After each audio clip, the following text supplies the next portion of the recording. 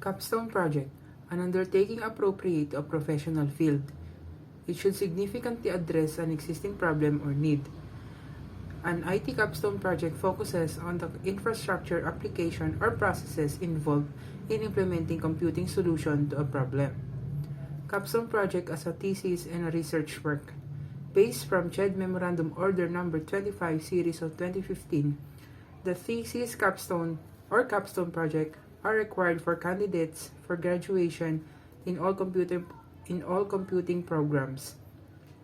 Both the thesis and capstone projects are terminal project requirements that would not only demonstrate a student's comprehensive knowledge of the area of study and research methods used, but also allow them to apply the concepts and and methods to a specific problem in their area of specialization. What is a thesis? It is a report of a scholar upon some piece of research which he has completed. In the area of computing, it is defined as a technical report on a systematic investigation of a problem that can be solved using computing. It may include a solution, an approximate or partial solution, a specific investigation, or the development of results leading to the solution of the problem. Verdicts. There will be 4 possible verdicts after the proposal defense. The verdict is a unanimous decision among the 3 members of the panel committee. Once issued, it is final and irrevocable. Approved. Minor revisions are necessary, but they do not have to be presented in front of and checked by all the panelists. 86 to 100. Approved with revisions. Major revisions shall be incorporated in the final copy of the revised project proposal summary. There be checked by the panelists. 70 to 85. Disapproved. The researchers failed to propose a researchable or scholarly capstone project below 70. Verdicts. Final defense. Accepted with revisions. Revisions are necessary, but they do not have to be presented in front of and checked by all panelists. 71 to 100. Re-oral defense. Another oral defense session in which all. 70 to 85. Not accepted. The proponents or researchers failed to propose a researchable or scholarly capstone project below 70. CCSICT Intellectual Property Policy.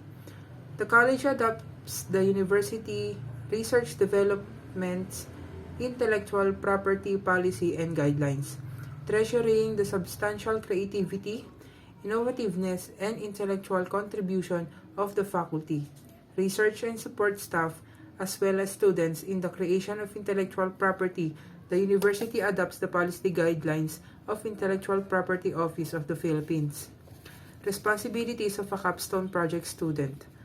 Upon enrollment in the thesis capstone project, the researcher has the sole responsibility of conceptualizing, undertaking, monitoring, and writing the thesis report. It is therefore necessary for a researcher to learn the necessary skill and competency in the conduct of a research. Although there will be an assigned advisor who will guide the student researcher in the conduct of the study, it is not the advisor's responsibility to feed everything to the researcher, because this defeats the purpose of teaching a researcher to be independent and to be competent. Besides, it will be the researcher who will present the report of the study in the final oral defense and not the advisor.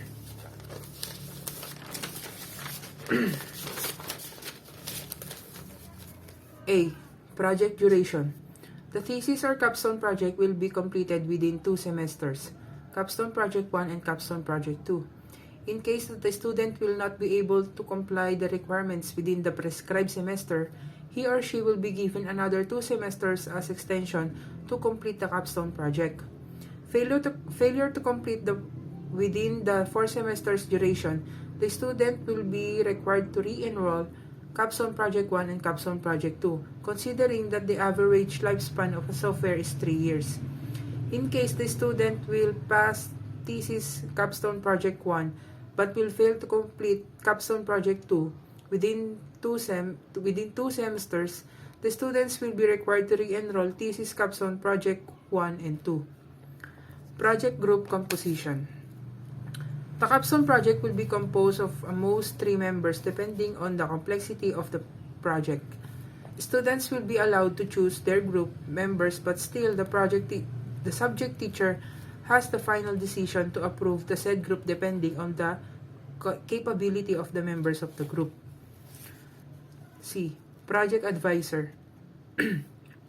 The dean or program chair is given the authority to select the student or student's advisor and panel members based from the faculty members' competency and expertise on the capstone project topic. The selection of the advisor for the capstone project will be limited to those faculty members from the ICT. Appointment of advisors from other departments, colleges, institutions, and universities will be allowed on a case basis.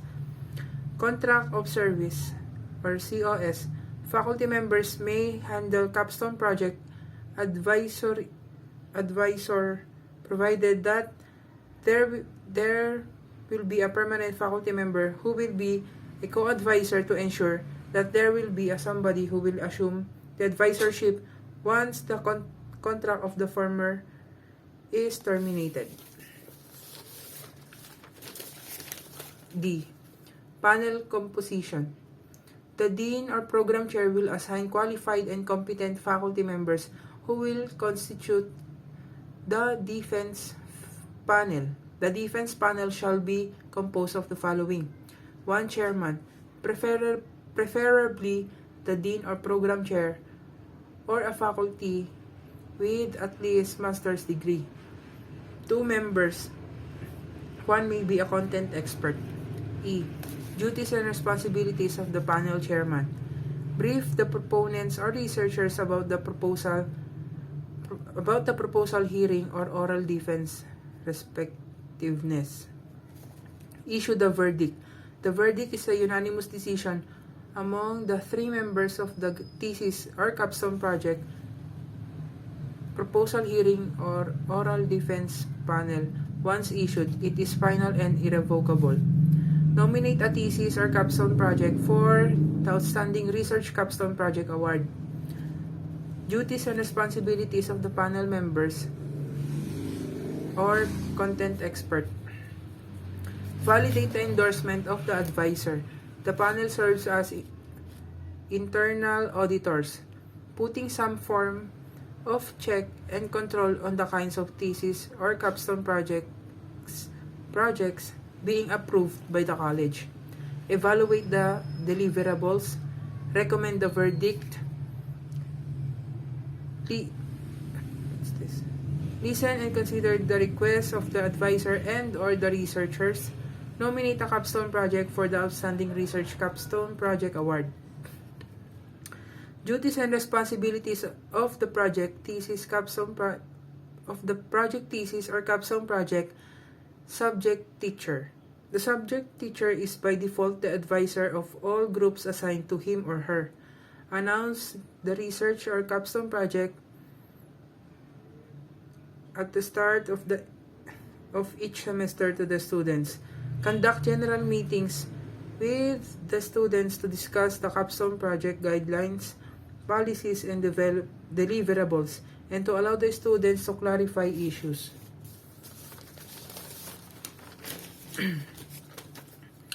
Select proposal hearing and other defense panel for each team. Schedule research or capstone project activities such as the deadlines of deliverables and proposal hearing or oral defense sessions. Post schedules, proposal hearing and oral defense guidelines, requirements guidelines, and other announcement.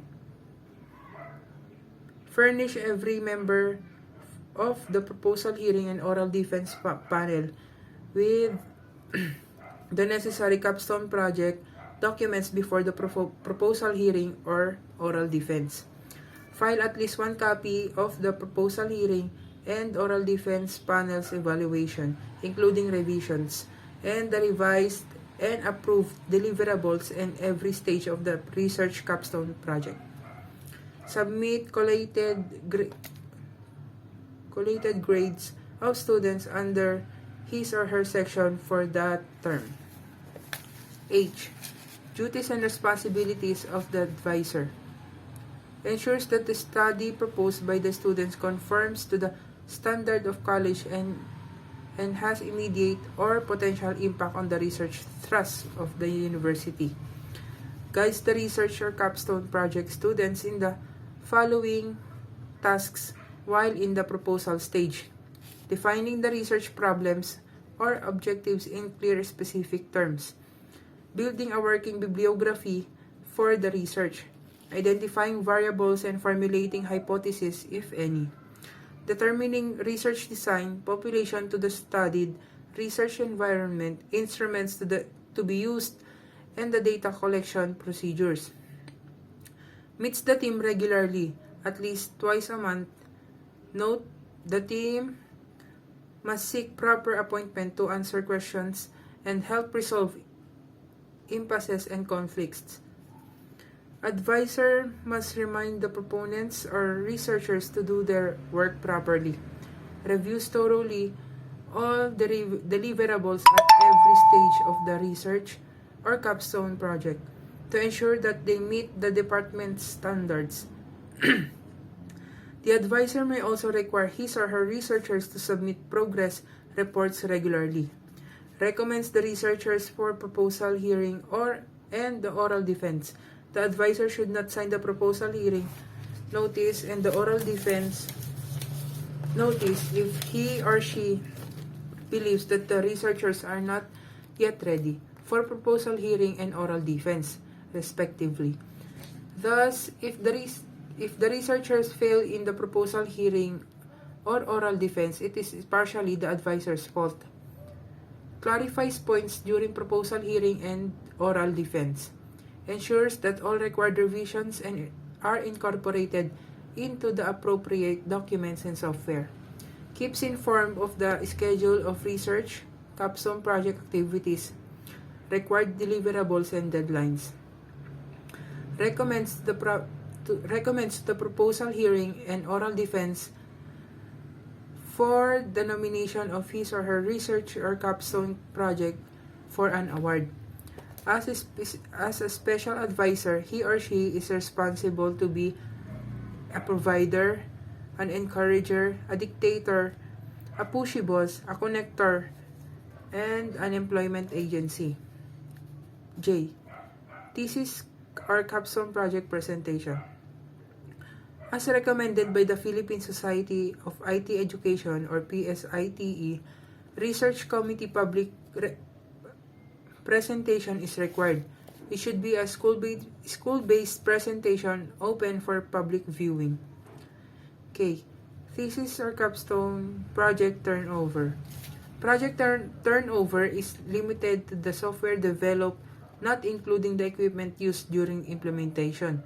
As stated in the MOU, in the event that the student is willing to donate the equipment, it must be stated in the MOU. Thesis or capstone project grading system. The final grade of each proponent will comprise of the following. Average grade of the panel members, which is 30%, subject teacher 30%, advisor of the capstone project or group 30%, peak grading is 10% with a total of 100%.